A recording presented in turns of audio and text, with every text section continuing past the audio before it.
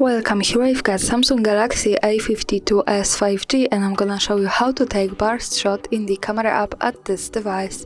So let's start by tapping on the camera button to open it, and for now we are on standard photo mode.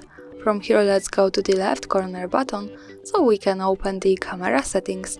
Now we have to focus on pictures category, and here at the first position we have swipe shutter button 2 option. So when we tap on it we can decide to use this as take burst shot or create GIF.